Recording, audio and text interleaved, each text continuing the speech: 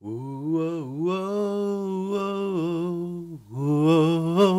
WrestleMania. Bien, maintenant que je suis ridicule, que j'ai chanté pour ouvrir ce dernier SmackDown Recap avant WrestleMania 38, nuit 1 et nuit 2, on est parti à la vitesse de la lumière pour respecter le planning. Et oui, on respecte le planning puisqu'on se retrouve à partir de 18h30 si tout se passe bien pour le super kick-off de WrestleMania nuit 1 et nuit 2. C'est évidemment en direct sur twitch.tv/Tuerie316 et on reviendra évidemment sur toute l'actualité autour de WrestleMania. On couvrira les deux nuits, c'est vrai qu'il n'y aura qu'un seul super kick-off. Et je sais malheureusement qu'il y a NXT Stand and Deliver en même temps, mais je compte cela dit quand même sur votre présence puisque il y aura des cadeaux à gagner et ce sera plutôt cool. Sur ce, ne perdons pas plus de temps et rentrons tout de suite dans le vif du sujet. WrestleMania SmackDown dans la nuit du vendredi 1er au samedi 2 avril 2022. Un WrestleMania SmackDown qui, en plus d'être le go-home show pour WrestleMania, avait plus des allures de kick-off du Hall of Fame. Puisque nouveau dispositif à la WWE, le Hall of Fame a été diffusé juste après SmackDown et je vous parlerai bien évidemment de ce qui s'y est passé, notamment le discours totalement poignant de l'Undertaker, la tête d'affiche de ce Hall of Fame qui a, en effet, régalé l'audience. On retrouve tout de suite dans le ring tous les participants à la bataille royale d'André le Géant, tous sauf 3. Dolph Ziggler et Robert Roode qui ont le droit à leur entrée, ça fait plaisir de voir le champion NXT dans cette bataille royale, il me semble pas qu'il avait été annoncé. Et Finn Balor qui a le droit à sa longue entrée, lui qui a été privé de WrestleMania, mais qui pourrait, cela dit quand même, peut-être avoir un WrestleMania moment, mais ça, on en reparle ce soir au super kick-off. 20 participants pour cette bataille royale qui ne durera que 8 minutes. On a très rapidement mis à l'écart nos joyeux lurons de championnat 24/7. Pas beaucoup de respect non plus pour Jinder Mahal, ni pour Mansour. Oh non, Mansour éliminé par Tommaso Ciampa, mais comment vous voulez qu'on mette pas de hit sur Tommaso Ciampa en éliminant Mansour? C'était mon favori. Il y a eu bien évidemment le clash des titans. Les titans qui sont moins forts qu'Omos, évidemment, puisque c'est Shanky et Commandant Aziz qui se sont, voilà, étranglés, provoqués, intimidés pour finalement se faire éliminer en même temps. La place a été dégagée pour le carré final avec un Finn Balor qui avait préalablement éliminé Damian Priest, Dolph Ziggler et Robert Roode qui ont intelligemment travaillé en équipe jusqu'à présent, et Joyeux Copain qui, oui, est devenu petit à petit un spécialiste de ce genre de bataille royale, des bonnes performances au Royal Rumble, et ben c'est même Joyeux Copain qui va se monter le plus opportuniste parce qu'au moment où Finn Balor était peut-être sur le point d'éliminer et Dolph Ziggler et Robert Roode, Joyeux Copain il fait basculer tout le monde mais pas Finn Balor, il y a un petit peu de contact entre les deux mais finalement Finn Balor se fait avoir et Joyeux Copain remporte la bataille royale en la mémoire d'André le Géant. Voilà ce qui lui vaudra d'aller faire une petite blague derrière, bien entendu qui tombe à l'eau. On nous remonte ce qui s'est passé la semaine dernière avec Ricochet qui a subi 2 défaites consécutives contre Humberto et Angel, cette fois-ci triple menace pour le championnat intercontinental. On a donné du temps, 11 minutes. Un très solide match qui va reprendre la formule classique des deux heels qui travaillent à 2 contre 1 contre le babyface. À un moment donné, il y en a un des deux qui veut devenir champion, donc il y a petite embrouille. Ils ont cela dit pas trop exagéré sur l'embrouille et Ricochet va remporter le combat de manière totalement brave et courageuse en enchaînant son 630 puis son recoil sur l'un et l'autre de ses adversaires. Il a rendu la performance très intéressante, le match était très très cool, belle victoire de babyface et bel applaudissement de la part du public pour un Ricochet qui le méritait. C'est vrai qu'il le mérite Gérard Salto, il serait temps de le considérer autrement à l'avenir, s'il vous plaît. Étant donné que c'était les 2 seuls segments qui avaient été annoncés pour cette édition spéciale de SmackDown pré-WrestleMania, il a fallu combler, alors WWE a comblé avec beaucoup de clips. Des clips successifs retraçant toute la storyline entre Kevin Owens et Steve Austin, Steve Austin, lui, il est juste intervenu pour faire le con dans son quad et dire « Alors, Kevin Owens, j'ai peut-être encore un stoner ou deux, ouais !» Un très long clip et plutôt bien produit sur toute la storyline entre Brock Lesnar et Roman Reigns qui sont absents pour la soirée. Et également un super clip, il faut bien le reconnaître, à partir de finalement pas grand-chose entre Ronda Rousey et Charlotte Flair. Et Charlotte Flair était sur place pour haranguer le public, pour faire son arrogante, pour faire son intéressante. Elle est l'opportunité, elle est le spotlight, elle est la femme avec qui tous les hommes rêvent de passer une nuit. Ouais. Et elle a ponctué toutes ces phrases en disant non pas c'est fun, mais c'est cool. Eh oui, Charlotte Flair, c'est cool, en 2 mots. On a eu un petit peu plus tôt une vignette enregistrée de Ronda Rousey qui s'entraînait avec Shayna Baszler. Il y avait déjà des vidéos similaires qui avaient popé sur son Instagram où elle trouvait des parades pour essayer de contrer la figure 4 leg lock. Je trouvais que c'était très intéressant. Bon là, elle a juste dit écoute Charlotte Flair, à WrestleMania, si tu fais trop la maline, je t'arrache le bras et je le ramènerai à ma famille en souvenir. Ceci dit, on a quand même eu du catch. Combat par équipe dans la division féminine, un match où le titre n'est pas en jeu. Carmella et Zelina Vega vont perdre. Ah oui, alors là, pour le coup, elles ont bien perdu contre Sasha Banks et Naomi qui ont roulé, clairement, sur la compétition. 3 minutes 13, aux abords du ring, il y avait évidemment Rhea Ripley, Liv Morgan et de l'autre côté Shayna Baszler et Natalya qui ont observé tout ça. Bah, je pense qu'elles ont juste observé à quel point les championnes par équipe étaient nazes, quoi. Elles étaient nulles et que il y a que sur un malentendu à la Jean-Claude Duss que ça peut fonctionner pour elle à WrestleMania parce qu'elles sont vraiment les plus faibles depuis le départ dans cette storyline. Avec la logique de booking 50-50 de WWE, on peut se demander si au final c'est pas elles qui vont rester fortes. Comme le veut la tradition de ces épisodes de SmackDown, on a bien entendu retrouvé Rick accompagné de Shinsuke Nakamura pour aller affronter en mano à mano Jimmy Uso accompagné de Jey Uso. Pendant l'entrée de Nakamura, Pat McAfee comme d'habitude, il faisait le mariole, il faisait sa petite danse sur la table des commentateurs, il s'est fait attaquer. Et ça y est, ils sont repartis, ils ont fait une course poursuite comme la semaine dernière. Ça arrivait dans les loges, Pat McAfee s'est arrêté net devant la porte de Vince McMahon et il s'est dit ouais ça va, c'est qu'une porte mais par contre on tape à la porte, on est poli. Non, lui il met un grand coup de pied dedans, Vince McMahon il est sorti, il a fait dis donc, ma porte, on respecte ma porte. C'était très marrant de voir Austin Theory derrière Vince McMahon genre ouais c'est mon daron il va te frapper, tu vas voir, ça va faire mal. Vince McMahon, je pense qu'il va être impliqué dans ce combat et ça risque d'être fun.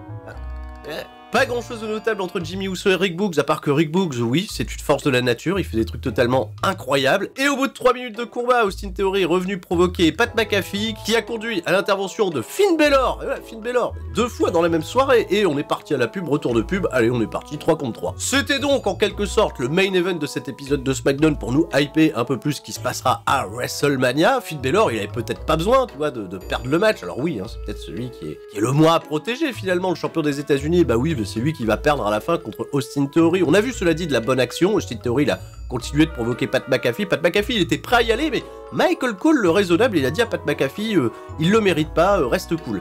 Et c'est un truc que j'aime bien avec Pat McAfee et Michael Cole à la table des commentateurs de SmackDown, c'est qu'il n'y a pas un heel et un face, les deux mecs sont sur la même longueur d'onde, et Pat McAfee, je suis un peu content qu'il en ait pas trop montré avant WrestleMania pour faire une petite surprise, vous allez voir. Qui dit go-home show de SmackDown pour WrestleMania dit quand même on va finir sur un angle de prestige, alors on est parti Happy Talk avec...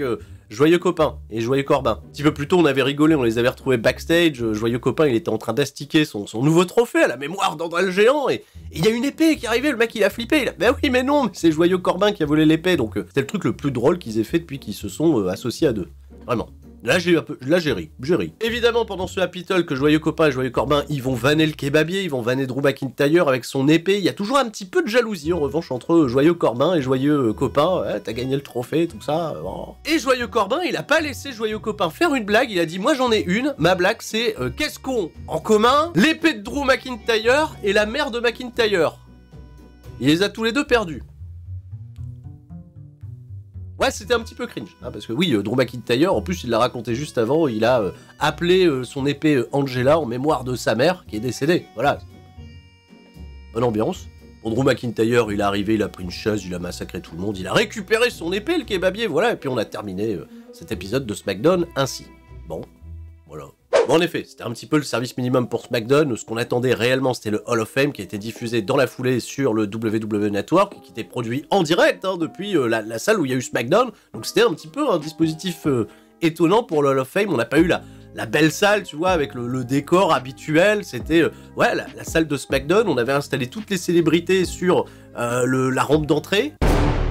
Il y a eu des grosses pop notamment pour Triple H, mais aussi pour Rob Van Dam, hein, ouais, Rob Van Dam. Le public chantait Rob Van Dam pendant que Kane il était en interview. D'ailleurs, je me suis dit, bah, tiens, il chante pour Rob Van Dam alors que c'est Kane qui parle. Kane qui est blond désormais, et plus ça va, plus il ressemble à...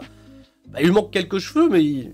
Ouais, politique, Donald Trump... Enfin bref, bon, c'est pas le sujet. J'ai beaucoup aimé le discours d'intronisation des frères Steiner, avec un Scott Steiner à qui, ouais, même Bron Breakker qui a fait l'introduction, il a dit, bon, je vais faire peut-être une connerie, peut-être la plus grosse connerie de ma carrière, je vais donner un microphone en live à Scott Steiner, attention. Et Scott Steiner, il a été plutôt cool, voilà, il a été plutôt détendu, il a fait, voilà, les jours avancent très vite et on vieillit de plus en plus vite et il faut... Ouais, c'était un petit peu pessimiste, mais bon, je sais pas, après il a parlé de Randy Savage, de vaches qu'il a tenté de capturer, enfin bon. C'est Scott Steiner, voilà, c'était sympa, il a parlé de la famille des enfants. Eric Steiner, lui, il était emmerdé parce que, hey, on avait 4 minutes, t'en as pris 3, moi j'en ai plus qu'une. Il a parlé de tout l'amour qu'il avait pour son frère, il a absolument pas parlé de son fils, en revanche, hein, qui est resté là, qui a fait un petit sourire à la cour, bon. Ah oui, aussi pour rigoler, Bron Breakker, quand il a fait son entrée, je pense que Randy Orton, il lui a dit hey, les mecs d'NXT, là, vous savez pas bosser, là, c'est fun. Chouette discours de Queen Charmel intronisé par Booker T. Ils sont tout mignons tous les deux, il y avait beaucoup d'amour, c'était sympa, les gens ont bien marché dans le discours de Queen Charmel, qui a repensé à tous ces moments, qui a remercié toutes les personnes avec qui elle a travaillé, de son statut de Nitro Girl jusqu'à être Queen Charmel. Elle a pas parlé de son combat contre Jenna Morasca du côté de TNA, ça j'étais un peu triste, mais il y a même eu un bon mot pour Kurt Angle, tout va bien. Putain de séquence émotion avec le clip d'intronisation au Hall of Fame pour le Warrior Award de Chad Gaspard. Le clip était incroyable. Ah ouais, tire-larme à fond la caisse, puisque évidemment, Chad Gaspard, il a donné sa vie pour sauver son fils, et il y a véritablement, tu vois, un incroyable clip qui a été construit sur l'amour entre lui et son fils, leur complicité, bref, c'était un peu fou, très tire-larme. Il a été intronisé par sa veuve, son fils, et GTG qui était venu pour l'occasion et qui a fait le petit check façon Crime Time avec le fils de Chad Gaspard, c'était particulièrement cool, très émouvant. Un véritable héros a reçu le Warrior Award et c'était très très cool. Des chouettes mots également de la part de la famille de Vader, et super clip là aussi pour Vader, hein, qui est vraiment un de mes heels préférés de tout ce business, qui a été incroyable. On a parlé évidemment de son influence au Japon, aux États-Unis, c'est une référence Vader, hein, incontournable. Merci Léon, incroyable Léon, beaucoup d'amour pour Léon. Et on a gardé 1 heure de temps, véritablement une grosse heure de temps pour l'intronisation de l'Undertaker Hall of Fame avec un discours d'intronisation de la part de Vince McMahon qui était plutôt touchant, très poignant, avec un Vince McMahon plutôt détendu qui s'est un peu amusé avec le public qui essayait de balancer des chants Watt et il a fait que arrêtez de chanter Watt sinon j'appelle l'Undertaker et il vous casse la gueule. Dis donc. Un Vince McMahon donc très ému qui a reçu un Undertaker très très beau, il y a eu un câlin entre les deux de l'Undertaker. Alors l'Undertaker il a pas parlé dans le micro, tu vois, il avait un petit micro un petit micro casque. Genre il était en conférence TED, tout va bien, parce qu'ils se baladaient, ils avaient installé des belles tenues de l'Undertaker sur le ring, hein, qui retraçaient un petit peu toute sa carrière. Et là c'est parti, ils lui ont laissé une grosse demi-heure pour parler de plein de points tout autour de sa carrière. C'était plutôt touchant, plutôt intime même à pas mal d'endroits, parce que il a bien entendu parler de ses nombreuses amitiés qu'il a eu dans le catch, notamment tout le clan BSK, avec des bons mots sur le Goodfather qui était présent, aussi pour les regretter Yokozuna ou Bryan Adams. Il a parlé de tous ses adversaires, de tous ses partenaires, des mots très très sympas à l'égard de Kane. Il lui a dit frère, tu m'as quand même piqué tous mes moves. D'incroyables mots pour Shawn Michaels et Triple H, parce que voilà, il représente, tu vois, toute cette ère à la WWE, toute cette fin des années 90 et toute cette période des années 2000 qui ont été voilà si chères à la génération NT1, et évidemment que les bons mots ont été prononcés et que c'était plutôt émouvant, poignant, des trucs super cool. Je vous recommande vraiment de regarder ce discours d'intronisation du Hall of Fame. Après des beaux messages pour sa famille, bon, et puis il a trouvé Dieu, etc. Voilà, bon, il y a plein de trucs comme ça, les gens applaudissent, bon bref, c'est l'Amérique, hein. De toute façon il a appelé ses gosses Gunner et Colt, hein. L'Undertaker, bon, ça va. Et des mots de remerciement à Vince McMahon qui déteste qu'on le remercie au Hall of Fame.